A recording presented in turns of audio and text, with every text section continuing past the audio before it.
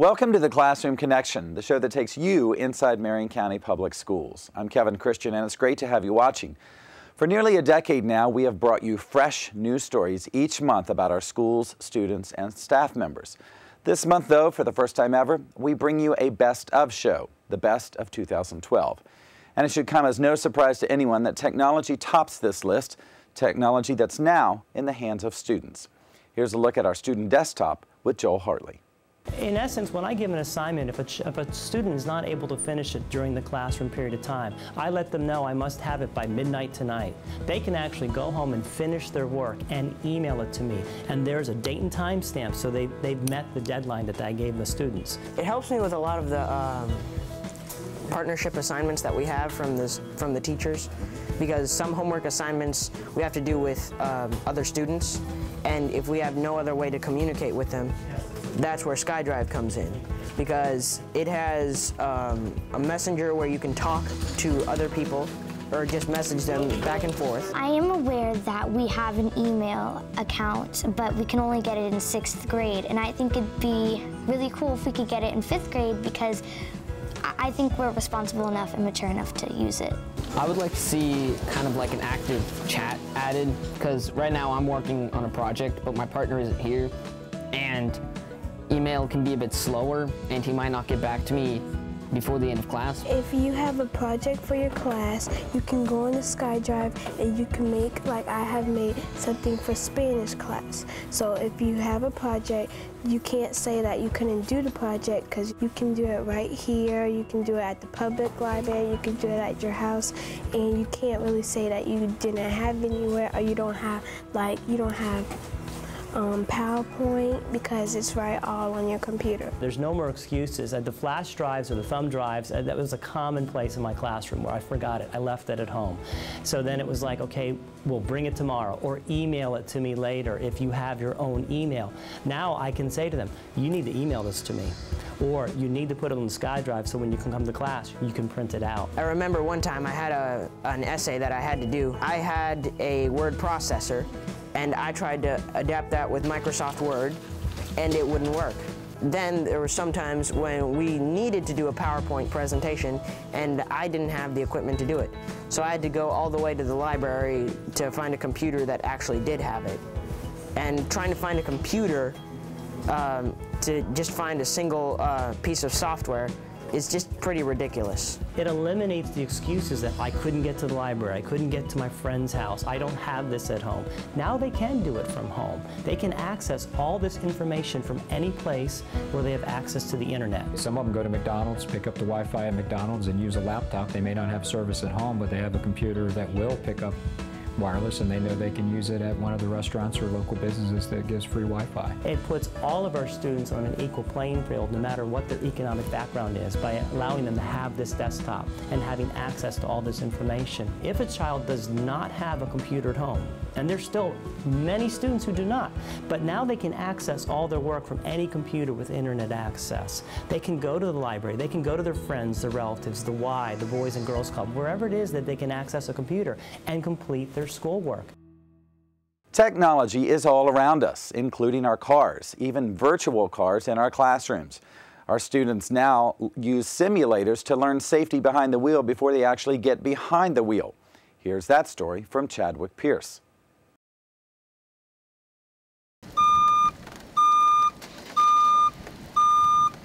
Learning to drive is a privilege that many teens look forward to and anticipate.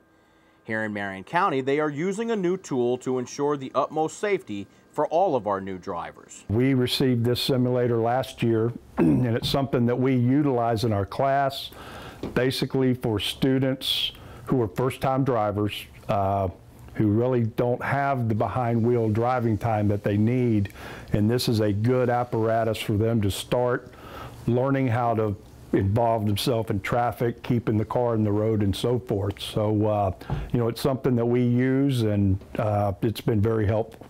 These simulators can be set to any real-world condition: county driving, city driving, even rain.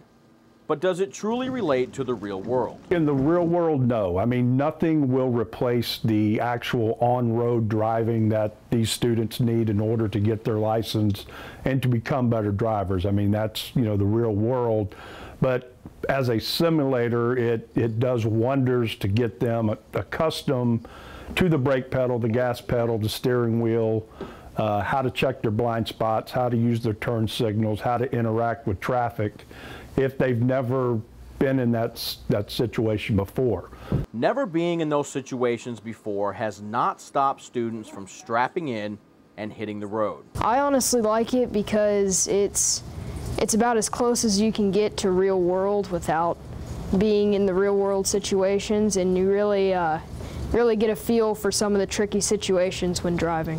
When you get a stale green light that's been green for a while and you have to decide whether to make it or stop before it, it helps in that situation. And same thing when it's raining on icy roads, and it helps you to really get a feel for the kind of traction you have in those situations. This summertime course is much more than just showing students how to drive. It actually helps them achieve something they all want. We are certified by the state of Florida. It's called the DLAP program, and we are governed by them to give the written test, also the driving test. And then if they pass both, we give them what's called a waiver. We put it into the computer with DMV, and they simply go down and get their license. Getting their licenses is the ultimate goal, but obtaining something else may be a very close second. Just being independent. Like, I'm excited to just be out on the road by myself, like without my parents in the car, without the restriction of having parents next to you or them driving you around. Being independent and on the road alone comes with one more important point and lesson. It's a huge responsibility to drive. Like, there's a lot of factors and a lot of things that could happen if you're not responsible enough. You could lose your life driving, being behind the wheel. You just have to be very careful and safe, and that's the whole point of being independent, is being responsible. While large-scale technology like simulators keep students safe, something as simple as a DVD case can make the difference for a student with special needs. Earlier this year, we introduced TJ to our audience. He's our district's first dual-enrolled high school student who spends his days at 2 different schools. Once again, here's TJ's story, thanks to Joel Hartley. From day one, we kind of noticed that he was, pretty good at academic level. So, he was able to do basic math, addition, and so seeing him be able to, get through work like that led us to believe that he definitely had the potential to be in a more of a gen ed school. He could have been here a long time ago, but it was just a matter of getting some behaviors in order, I'll say. He was easily distracted, okay? He had he always wanted to go near the TV, touch CDs, DVDs, and he really liked music. So anything that had to do with any of those, he just had to touch, be near. And that made it difficult, in trying to get him through tasks during the day. TJ works pretty quietly. We started taking those things out of his environment, and over time we were able to take him almost all the way. Then we were able to really focus on him coming in, structured, and doing tasks throughout the day. He does very well with structure and routine, so he follows it right away. He stepped right in. He knows, here's my timer. When, now I know my timer's on 0. Now I'm going to go to the computer. He begins his day at Forest, and then he comes to Hillcrest. He gets here about 11-ish in the morning, and he's very excited when he comes in. But he gets right into the routine that we have set for him here, and he's just done exceptionally well. We used to offer tangible items that they could buy with decision dollars. TJ isn't here for that, so we need to give him something that he can have on a regular basis, and we also tried to match it with what as closely to what they do at Hillcrest right now. That's how we basically reintroduced it back in as a reward. If you first do these few tasks, then we can give you access to this. He loves going on the computer for his 5-minute and listening to music, and then he knows after his 5 minutes is up, then he returns to his work. TJ in many ways is a typical teenage boy. When he is on the computer for a lesson, it's you always have to make sure he's redirected back to not going back to the music, because what another student does, and I think TJ has done the same thing, is open up a whole bunch of windows, and then when they see me coming over, they click back to their work. So, what are you doing? I'm doing this. That's not what you were doing. So, they have their autism, but they also are teenagers first. He actually just passworded his iPod because my brother-in-law had went in and set volume controls because he had it so loud. He was, we're worried about his hearing. So he limited his volume, which didn't make him very happy, and he passworded it. Well, somehow he figured out how to reset that so that it no longer has volume control. And then he also, if you see, he set a passcode. So now we can't get into the iPod without his passcode, which, of course, we don't know. Middle school is a tough time for many students, and it can be even tougher on the campus itself because of wear and tear. In Marion County, our oldest school building was built back in 1914, 98 years ago. But thanks to community partnerships and lots of volunteer efforts, our schools often see new life.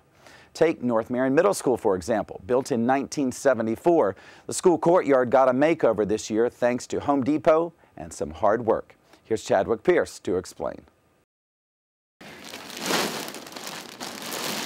A parent who is a member of both the Home Depot and North Marion Middle School families noticed while visiting the school that the courtyard has seen better days, and then had an idea. My son actually is a student here, and I drop him off on a regular basis, and just seeing the appearance of the place here, it was very overrun by weeds and looked like it wasn't really being maintained or couldn't be maintained, probably because of funding and that type of thing, and it looked like a great project. We like to do projects like this. They do like doing projects like this, so much that they have some completed and some in the works. We've done projects like this at College Park Elementary, Marion Oaks. We have one scheduled for this spring at Marion Oaks Elementary, a butterfly garden. So we do this on a regular basis. Having a ton of experience in projects like this makes it easier to get this project off, or in this case, out of the ground. What we actually had to do was remove all of the old mulch that had been here for a long time. Half of the area had been overrun by weeds, so we had to remove those also, and just get down to the base of the area. We actually have rubber mulch going in, and that we probably have about 5,000 pounds of rubber mulch out here today, and all in 50-pound bags. So it's a process. A process that takes time and volunteers. The Home Depot provided all of the supplies for the renovation and most of the manpower. All of the people that are here have volunteered their own time. Everybody's off today, and they have volunteered to come out here and help. And we never have to, really look too far for help. All of our associates are willing to help, and it's really a good group, and they're really willing to do anything that we ask them to do. The materials used in this renovation are not temporary. It's made to last. We chose stuff that's very low maintenance. The rubber mulch, you'll never have to do really anything but rake it up, and just a little maintenance there. It'll last forever. It's made out of recycled tires, so it's great for the environment. All of the mulch that was made especially for us right here in Central Florida at a plant right outside Orlando, so keeping it local. Home Depot associates were not the only ones to lend their volunteer skills. some students showed up to help for different reasons. Volunteering is important because it's a big part of our life. I mean, it helps you gain courage and leadership and a lot of qualities that you should have before you grow up. One of those qualities is 2 simple words. Just hard work. They said they needed people that would work and not just stand around and watch. So I said, well, I'll come out there and do it. The new mulch, flowers, and plants that have been added to this courtyard are going to be aesthetically pleasing to anyone who sees it or uses it. And the school could not be more grateful. There is no possible way that we could have gotten this project done with this type of help, this type of the monetary investment at this point and where our budgets are. So it takes this type of involvement by parents and community and organizations like Home Depot that are willing to come and do these types of things. There's no possible way that we could have got it done without it. And I want to stress how important that is and how thankful we are to Home Depot and the parents and helping us out with this project. From makeovers and do-overs to first-timers and prime-timers, you may not realize it, but thousands of 4-year-olds start school each year thanks to pre-K programs in Marion County. Why so early, you might ask? Well, because that's when prime learning starts, and we know for certain students involved in pre-K programs are better learners when they hit kindergarten full force. Tom Lauder shares why pre-K has such high priority in our district. They're rambunctious. They don't listen all that well. Sometimes a little hard to control. But these teachers are a special breed of their own. They have a colossal mission, to teach 4- and 5-year-olds something more than just tying their shoes. Push it down, it might ruin the brush. It's really important as VPK teachers that we pick those activities that keeps them engaged in the learning process. Show me dog licking. Show me that cat scratching. Show me, trash man. Oh. For 8 weeks, 4-year-olds on their way to kindergarten get intense reading and writing lessons. They also pick up several social skills along their journey. Then we're exposing them to a whole group setting, how to sit and listen to your teacher and reading stories, and we are doing songs. Awesome. What is he doing on this page to make the queen laugh? He's wearing the crown. He's wearing her crown. Working on reading centers where we're working on different skills, like their letters, letter sounds. Letter is going to be a different color. So when I'm done with this, I put my paintbrush back. Well, this group is doing pretty well, but we break it up a lot with lots of singing and dancing, and we're not doing the same thing for too long. So we only do centers for about 10 to 12 minutes. The challenge is that most of these young students have never been in a classroom before. That and keeping their attention can be quite difficult. One parent seems to think her son is doing just fine with the challenges. He comes home very excited. I mean, he tells me everything that he learned. He comes singing songs, his ABCs, and telling me what he did in class, learning programs on the computer and stuff like that. And he tells me that they all interact in groups and stuff like that. And I think it's good because sometimes if you don't put them in groups like that when they're like the VPK program, when they go into kindergarten, they're not going to know how to interact with the other kids around the classroom. I haven't heard any complaints. He's got all happy faces coming home. So learning how to write his name and holding a pencil and learning their letters and their colors. Well, it's important that we model what we want the kids to do. If we're standing there, typically they're just going to stand there. At this age, students are going to model what they see their teachers doing. So if the teachers are having fun and having a good time, they're going to have a good time as well. We have to bring that personality in. And with pre-kindergartners, the only thing that can truly be considered routine is change. Changing activities to keep little minds engaged and interested. I think it's really important. These students are going to be ahead of the other kids in their class. They are going to be ready for kindergarten, and they're going to be on level when they enter. Hitting the mark early on is the whole premise for pre-K, just like hitting the mark in archery. Fortunately, students at College Park Elementary have both pre-K and archery programs on their campus. Both are hugely popular, but archery just may have the sharper edge.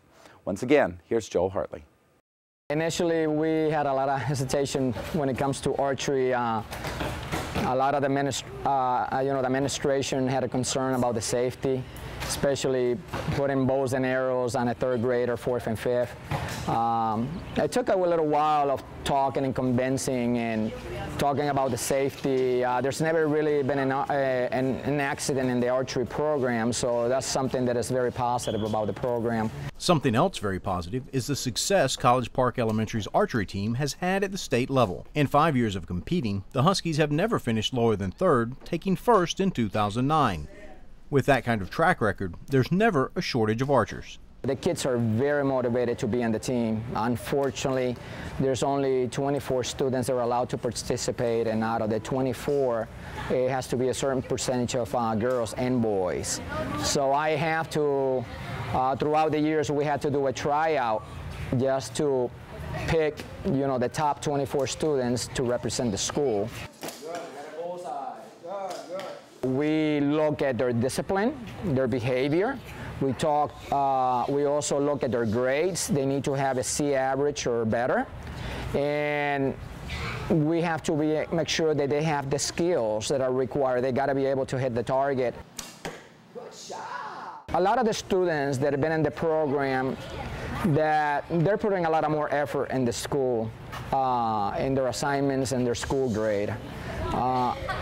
It's a motivator, to them, because they understand that if they do not have the grade, they will have to depart or they'll have to leave the team. I used to have an S, and now I have all E's in PE. So I think that learning this skill and that acing the tests for archery have helped me get my grades up a little. My grades have gone up a whole lot. I went from a D to an A, and my coach, he helps us. He gives us like math on which way you turn it, which way to make your bow, how hard it is to pull it back, and how good to focus. Tests, math. You'd be surprised at just how much education is involved in archery. If we talk about the physical education aspect of it, obviously we're talking about upper body strength. Our archers need to be very strong to be able to draw. We don't have any sights, so they have to do their best to aim precisely. They have to be good listeners. They have to follow directions. They have to be very skillful.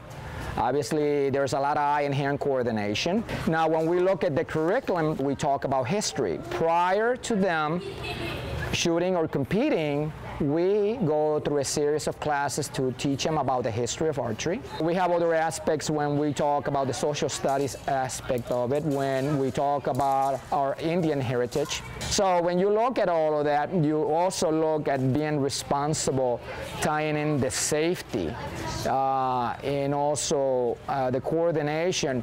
And so all of those aspects together is what makes our curriculum so good. Ultimately, archery comes down to the individual, alone at the firing line, and that has had a tremendous effect on some of the students. When I started shooting, I felt relaxed, calm, released, and I didn't feel really bad. If I was angry, I felt calm. The most fun part is when you're standing there and you feel like you're right on the spotlight, and when you shoot, you just feel like you can do anything. Our final best of story takes us back in time, literally, to a one-room schoolhouse now functioning at the Silver River Museum. And one of our very own school board members, Mr. Bobby James, shared his experiences in that one-room schoolhouse recently with modern-day first graders. This is how it used to be.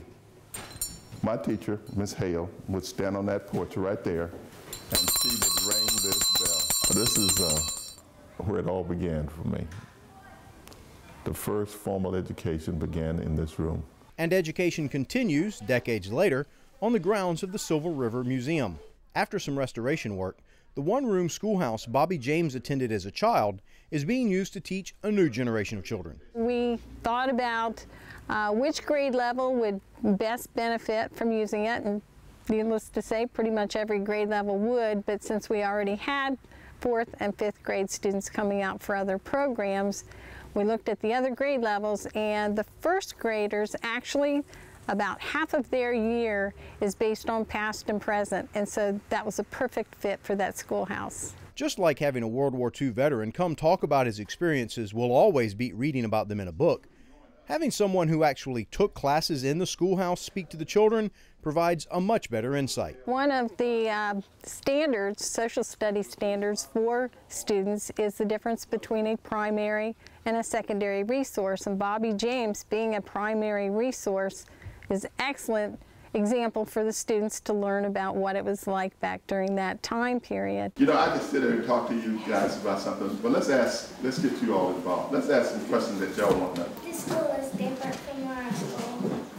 It is very different from your school. We had, as our pilot program, first grade teachers from 8th Street Elementary come out, and Bobby James did come out and speak to those students, so they had that special experience of actually listening to him. There were no bells and whistles, other than the literal one on the teacher's desk, and no fancy technology. But education then is essentially the same as it is today. When we look at the building, we look at the fact that we have air-conditioned buildings. We look at the fact that you have all the technology in the world. If you look around in this room, you'll find very little modern-day technology. But we were taught the same basic principle, 2 + 2 is 4. We were taught to read, to write, to add and subtract. And this is what it is in comparison to what we do today. The fundamentals are basically the same. And that solid base is really all you need. My younger brother just passed away, and he was a professor at Tennessee State University. He had a doctorate degree, and it all started from this little building right here. You see, he was sitting in one of these chairs as well. It's just amazing that what we did with so little, but we achieved so much. Okay, that means the school is over, guys. Y'all go. Next month starts a brand new year, but we already have a brand new superintendent in place. Mr. George Tommen now leads our district, and here's the first of many superintendent spotlights to come. Greetings to everyone, both in the Marion County Public School System and in our wonderful community of Marion County. My name is George Tommen, the newly elected superintendent of schools here in Marion County. This has been a whirlwind day for me. We just all took our oaths of office along with 2 other board members, and we're now ready to settle in for a good, we hope, Thanksgiving break. You're seeing this message after the Thanksgiving holiday, and I certainly hope you had a peaceful and a restful time with family and friends. During the next 2 weeks or 3 weeks of our school season before the winter break, we're going to be very busy here in the Marion County school system. I have assembled what I think is an excellent leadership team here. We've also done some rearrangement in our staff development and curriculum areas, and I think our teachers in the classroom are going to be seeing the benefits of those changes very soon. I'd like to take this time to wish everyone a wonderful holiday season. Be with friends, be with family, and come back safe and ready to go in January. Happy holidays. Thanks, Mr. Tommen. And with that, you have the best of 2012. We hope you've enjoyed our first ever look back at the year's top stories. So from all of us here at Marion County Public Schools, Merry Christmas, Happy Holidays, and a safe and prosperous New Year.